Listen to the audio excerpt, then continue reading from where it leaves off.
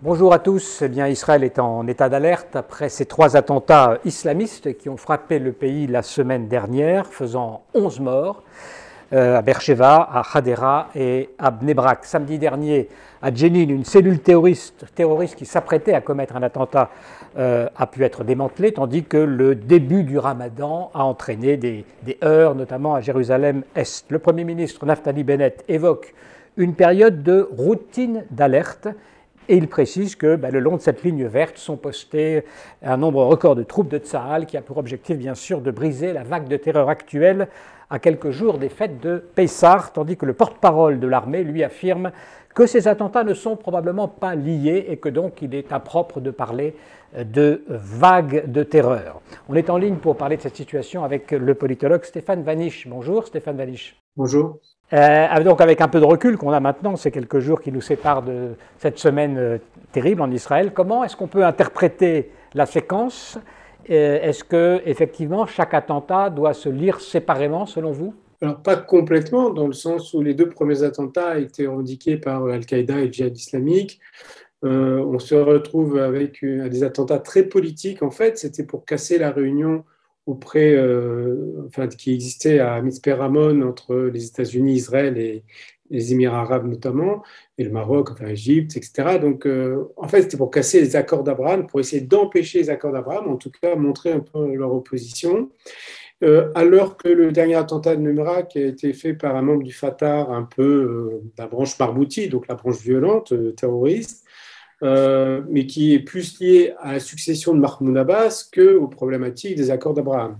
Ceci dit, ce qui est intéressant de voir en termes de communication politique, c'est que le Hamas a revendiqué, le djihad islamique a revendiqué non pas les attentats, mais le fait que Israël choisit l'escalade et donc ça veut dire qu'ils pourront répondre. C'est-à-dire qu'il reprend à leur compte les attentats pour essayer d'en faire une espèce de synthèse, même si les motivations sont diverses. Ce qui est intéressant de voir, c'est dans la diatribe du Hamas, c'est dire que c'est Israël, c'est-à-dire nous qui avons fait l'escalade et en niant complètement le fait qu'il y ait eu 11 morts dans des attentats terroristes. Donc on voit bien que c'est le début d'une tension qui se met en route. Tension habituelle à cause du Ramadan. Le Ramadan qui est normalement un mois de piété, un mois de recueillement, de retour sur soi, est transformé par les islamistes en un mois activiste et meurtrier. Alors revenons sur les 2 causes que vous avez évoquées à l'instant, Stéphane Vanish. D'une part, ces accords d'Abraham, cette rencontre internationale incroyable dans le désert du Negev. Sur ce point, la poursuite finalement de l'intensification de ce processus continue finalement de laisser de côté, on va dire, ou de marginaliser la question palestinienne, et d'où l'idée de se remanifester finalement pour dire attention, n'oubliez pas, c'est ça qui se produit? Non, pas vraiment à mon avis, excusez-moi, mais je pense que c'est plutôt une récusation d'une normalisation entre l'État juif et les États arabes. Je pense que les Palestiniens ont bon dos pour Al-Qaïda. On ne dira pas pour le dernier attentat, mais pour Al-Qaïda, et ça a bon dos, ça n'a jamais été leur préoccupation. Même pas première, ni secondaire, ni tertiaire. Les Palestiniens ne comptent pas pour Al-Qaïda. Ce qui compte pour l'État islamique, pour Daesh, excusez-moi. Ce qui compte pour Daesh, c'est l'évitement d'une union entre un État juif et des États arabes qui serait en complète contradiction avec leur idéologie islamiste, qui est l'éradication d'une entité juive au nom de l'islam, y compris avec pas mal de sourates qui expliquent que les juifs sont des traîtres, que les juifs, etc., etc. Et donc, du coup, normalement, l'État juif doit être un État soumis et pas un État dominant ou un État souverain. Et les accords d'Abraham ont créé un rapport égalitaire entre les Émirats arabes unis, Bahreïn, le Maroc, le Soudan et l'État d'Israël, sans parler de la Jordanie et de l'Égypte qui ont des contrats de paix, entre guillemets, plus antérieurs. Et donc, le fait qu'il y ait quand même beaucoup de pays arabes, notamment dans les Émirats, c'est-à-dire dans la péninsule arabique, qui est le berceau quand même de l'islam, et aussi le Maroc, qui est un lieu très fortement culturel au niveau des pays arabes, le fait qu'il y ait une paix, et surtout une paix qui n'est pas froide cette fois-ci, c'est-à-dire que c'est une paix chaude, c'est-à-dire qu'on a de plus en plus de rapports économiques, culturels, avec les Émirats arabes. Il y a des vrais rapports industriels, économiques et scientifiques avec le Maroc. On n'est plus dans la paix froide où on se reconnaît comme avec l'Égypte, avec la Jordanie, où certes on est en paix, mais c'est plus une non-guerre qu'une paix. Là, en l'occurrence, on enclenche vraiment un rapport comme humain, un rapport politique entre pays souverains normalisé, et c'est tout ce que ne veut pas Daesh et les islamistes. Alors, la deuxième cause, c'est les questions internes palestiniennes, les élections. Comment ça se présente de ce côté-là et comment expliquer éventuellement le lien? Alors, le problème est la fin du règne de Mahmoud Abbas. Ça se passe à l'intérieur du Fatah. Il y a deux écoles. L'école de Marbouti, qui est l'école pro-Tamzim, enfin pro-terroriste, hein, pro-combat terroriste contre l'État d'Israël, et le côté Mahmoud Abbas, qui est plus lié à un combat politique et pacifique, entre guillemets, même si ne faut pas oublier que Mahmoud Abbas déclare comme martyr des terroristes et finance leur famille. Hein, donc il y a un soutien indirect au terrorisme, mais pas une incitation au terrorisme, ce qui est, on va dire, une petite nuance. Cette nuance est importante pour les factions palestiniennes terre du Fatah, excusez-moi, et du coup, on est en fait celui qui va avoir la rue arabe, celui qui va avoir la popularité au moment où Mahmoud Abbas va rendre son tablier, soit parce qu'il va mourir, soit parce qu'il sera complètement usé politiquement.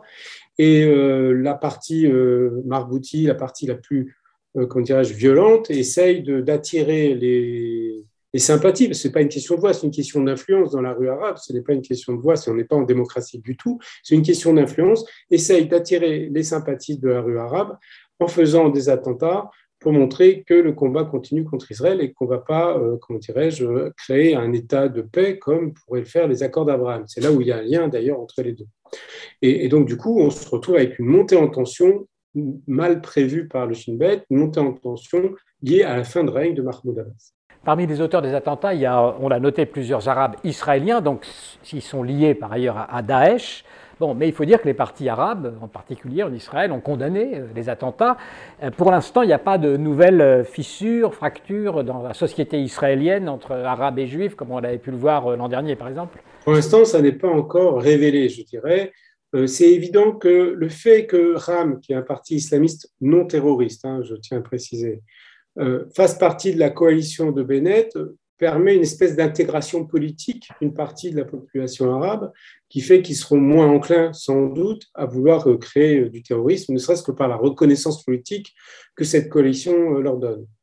En revanche, le fait qu'il y ait eu des pogroms non prévus par le Shin Bet et la police israélienne, des pogroms au moment des derniers événements avec Gaza, montre bien qu'il y a une fracture idéologique qui est en train de s'opérer par une partie des Arabes israéliens, une partie seulement, il ne faut pas penser que tous les Arabes israéliens sont pour, c'est loin de là, c'est moins qu'on puisse dire, mais une partie même minoritaire, mais très activiste, qui fait qu'on peut penser qu'il y a des beaux restes, même si beaucoup ont été arrêtés après les événements de Gaza et les événements de Ramleh, notamment, et de Lod, des pogroms qui ont existé dans ces villes, même si on peut penser que ces arrestations n'ont donné aucun objet de protestation de la part d'un comité arabe. Tout le monde était d'accord pour les arrêter, donc c'est ça qui est aussi positif.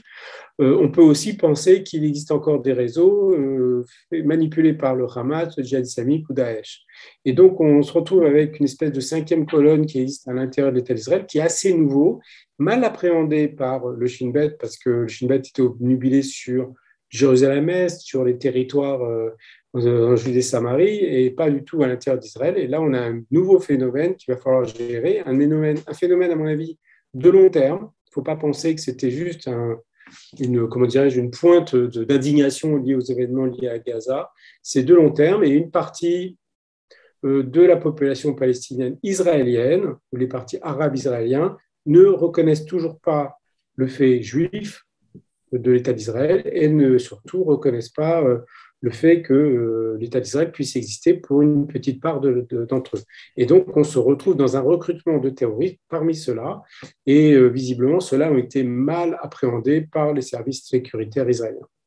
Alors, il y a le porte-parole du Hamas qui déclare hier que les prochains attentats vont être beaucoup plus importants. Bon, évidemment, il tente de réécrire cette séquence pour montrer que c'est le début de quelque chose. Est-ce qu'il faut vraiment redouter, à votre avis, la prolongation de ces attaques? Alors, c'est compliqué, la situation est compliquée. Nous sommes en état de faiblesse en Israël en ce moment parce que nous n'avons pas des recharges de dômes de fer. C'est-à-dire que si on nous envoie autant de roquettes sur Tel Aviv que la dernière fois, d'après les informations que nous avons, et Tsahal n'a pas encore, à cause des États-Unis et de leur tâtonnement, n'a pas les munitions nécessaires. Ce qui veut dire qu'on est obligé de répondre très violemment. Parce que Dôme de fer n'est pas une arme de défense militaire, est une arme politique et qui coupe dans les deux sens. Et le fait qu'on ait Dôme de fer, le Hamas peut se permettre de nous envoyer des roquettes à bas prix, je dirais, entre guillemets, dans le sens où on répond mollement. Le fait qu'on n'ait plus de munitions suffisantes pour Dôme de fer en ce moment, le fait que le Hamas n'ose pas envoyer de roquettes parce qu'ils savent que les réponses vont être fortes et violentes. Tsahal, les petites bombes qu'envoie Tsahal n'est pas ce qui est capable de faire Tsahal, et il ne faut pas l'oublier. Et eux, ils ne l'oublient pas, même si l'Europe pense que nous sommes une armée un peu de pacotille parfois. Et donc, du coup, je ne suis pas sûr que le Hamas ose créer une escalade aussi forte que l'année dernière pour les mêmes raisons de montée en tension en Israël ou dans les territoires, pour la simple raison qu'Israël sera obligé de répondre de manière beaucoup plus violente que d'habitude. Donc ça, mais je ne suis pas un spécialiste militaire, donc je ne veux pas faire de projections trop fortes là-dessus. Et c'est vrai que quand on regarde de près les événements, on a eu plusieurs attentats, on a une réaction des services sécuritaires d'Israël assez forte dans les territoires avec pas mal d'arrestations. Et à part du discours, le djihad islamique et le Hamas de Gaza n'ont pas encore réagi. Ce qui veut dire peut-être que c'est le début de la sagesse à cause de notre faiblesse liée à notre incapacité à répondre comme d'habitude avec Dôme de fer. Donc on va voir ce qui se passe au niveau évolution. Par contre, je suis persuadé qu'aussitôt que nous sommes réarmés grâce notamment au budget américain qui a été voté dernièrement en Dôme de fer, je suis persuadé que là, le cycle roquette, contre-roquette, attaque, contre-attaque, etc., peut reprendre. Oui, c'est un peu paradoxal, effectivement. Maintenant, pour terminer, Stéphane Baniche, on a l'impression qu'après le choc, les attentats ont beaucoup choqué, évidemment, l'opinion, puisque tout le monde se sent concerné par cette menace. Est-ce que les choses se sont stabilisées? Les gens ont repris leur activité quotidienne? La psychose est partie déjà? Ou est-ce que ça plane encore? Il n'y a jamais eu vraiment de psychose. D'abord, le peuple israélien est d'une résilience extraordinaire. C'est-à-dire que, y compris moi-même qui suis un jeune Israélien depuis 4 ans maintenant, le lendemain, le soir même, les rues sont un peu désertes, il faut dire clairement les choses, mais le lendemain, la vie recontinue et on ne cède pas au terrorisme. Le seul bémol, entre guillemets, la seule différence, c'est que les gens font plus attention un petit peu, mais surtout sont plus tendus politiquement. C'est-à-dire que il y a 15 jours, les gens n'auraient pas été d'accord sur une attaque préventive contre des terroristes ou contre le Hamas. Aujourd'hui, les gens sont prêts parce que ce qui s'est passé, notamment les meurtres par actes terroristes, et on a eu des vidéos, etc., les meurtres qui sont opérés sont inacceptables humainement parlant. Et les Israéliens n'ont pas l'intention, quel que soit leur parti politique, peut-être les plus d'extrémistes à gauche et encore, ne vont se laisser aller à l'abattoir. Et donc, du coup, on a une réaction, une discussion avec les Israéliens qui est une discussion très défensive où les gens très pacifiques sont aujourd'hui prêts à devenir beaucoup moins pacifiques s'il le faut. Et donc ça, c'est la réaction, c'est-à-dire que la société israélienne tout entière est en train de se mobiliser, les services sécuritaires et l'armée également, bien sûr, mais ce n'est pas que, c'est aussi toute la société israélienne qui est en train de faire bloc contre une menace potentielle, en effet, liée à l'arrivée du Ramadan et la transformation du Ramadan qu'ont fait les islamistes, et liée au rapport de force politique tout simplement, en sachant que les Israéliens portent très haut les accords d'Abraham, c'est une bouée d'oxygène, c'est une bouée y compris géographique, c'est-à-dire qu'on peut aller à Dubaï, on peut aller au Maroc maintenant, il y a des publicités partout, dans beaucoup d'endroits en Israël, pour Dubaï, sur Internet, pour le Maroc, le tout en hébreu. Voilà, donc on se retrouve avec une normalité et ce n'est pas les terroristes qui vont nous en empêcher de la réaliser. Voilà. Cette réunion du Negev, effectivement, avait un caractère tout à fait incroyable, historique, qui n'a peut-être pas d'ailleurs été souligné suffisamment, en tout cas dans la presse occidentale. Merci beaucoup, Stéphane Baniche, d'avoir accepté de répondre à nos questions comme ça à chaud sur la situation israélienne et merci beaucoup pour votre attention.